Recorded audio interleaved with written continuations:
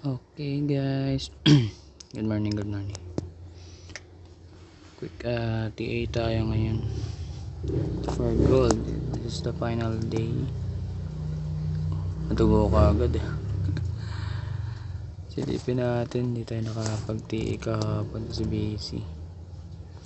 So tara, zoom out muna tayo.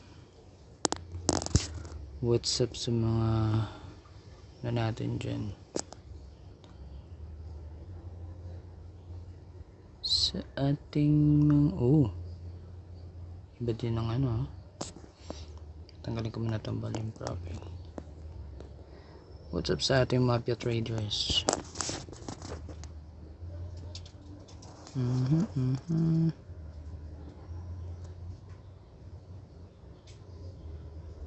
Hindi yan.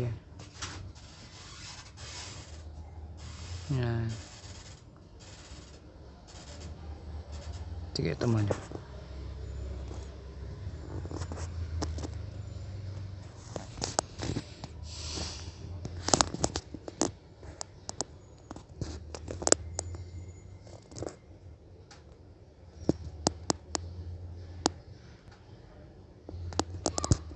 Since very obvious naman nasa tayo.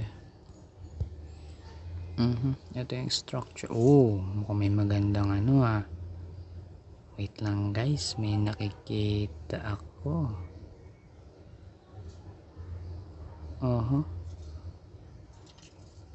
Binasag niya yung ginawa kong trendline support.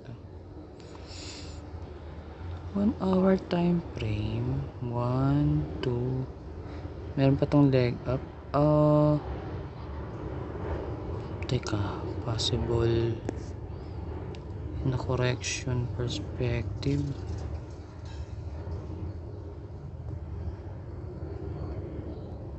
Binasag niya.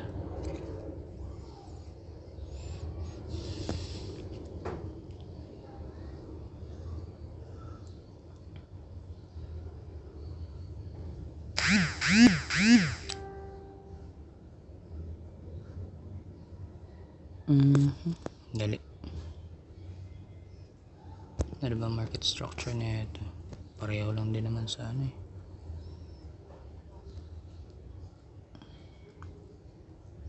Ayaw pa niya talaga ibaba, pero pababa na to. Leg up. Mas malaki yung ginawa dito sa area to.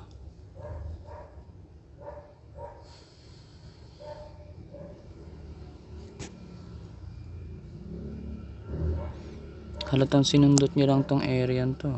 Itong 100% natin ng lazy fib. Kinuha lang yung ibabaw.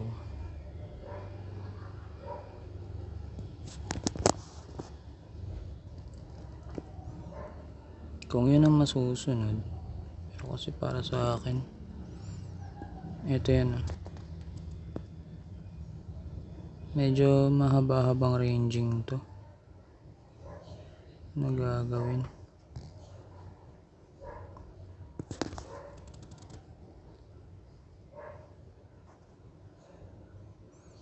Dito siya nag-react.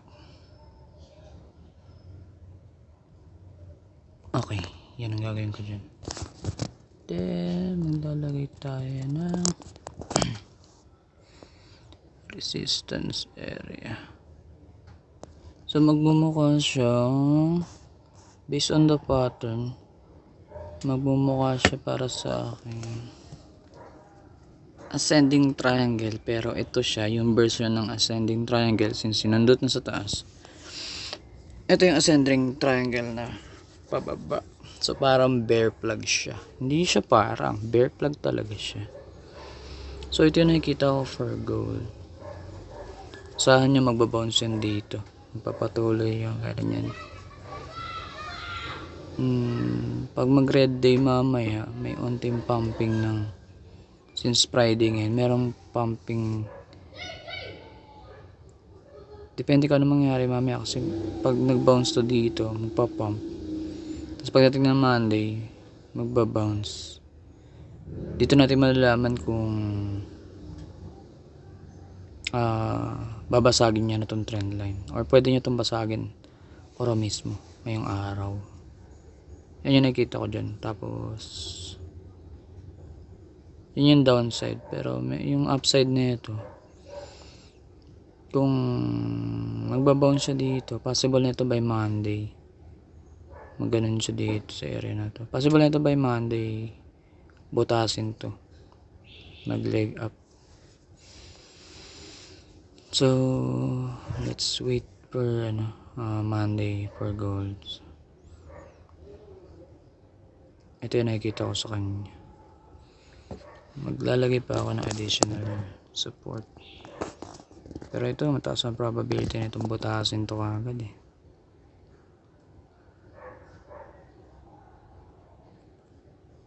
Yan,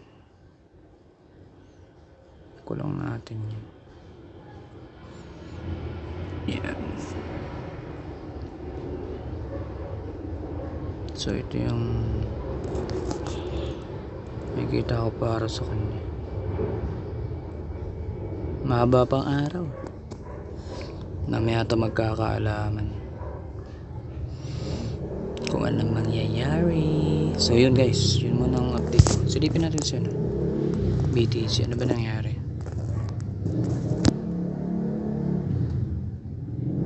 Ayun, nag-drop na nga. Solid pa rin pala yung pasok ko dun. Ayun, binasag niyan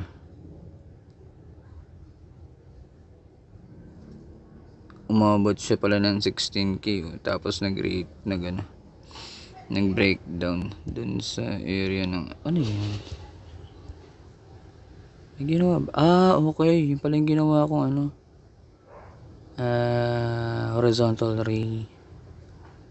Okay, sa binutas niya na niretest. Nakaw, may buwelong mangyayari. So naka-prepare nga ito for for end ng November, end or mid ng November up to December. Yan yung mga pumping season na ito. So yun, magkakaalaman na. Ito may leg down ng mga double check ko nga.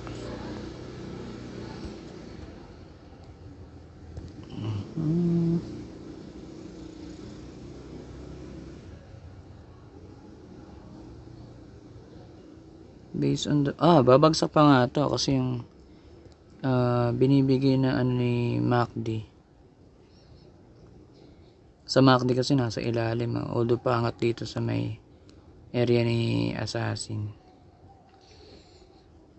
Nakaangat siya sa level ng histogram niya dito. Yan yung accurate forecast niya ngayon. So possible niya itong nag-breakdown din mamaya. Papatuloy mamaya yung pagbagsak na ito. So actually naglalaro na. Tignan natin. Kung hanggang saan. Kung susukatin ko siya,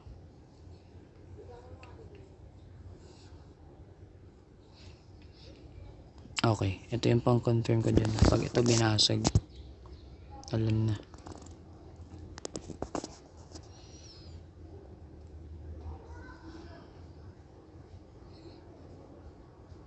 Since pababa, tingnan natin ito.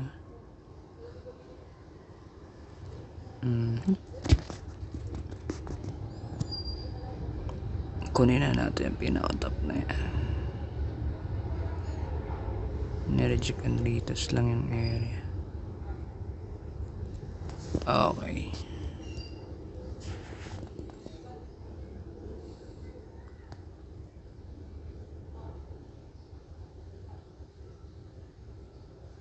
Doon pa din talagang babagsak. Possible na itong puntahan is 95k dito. Sa una kong 96. So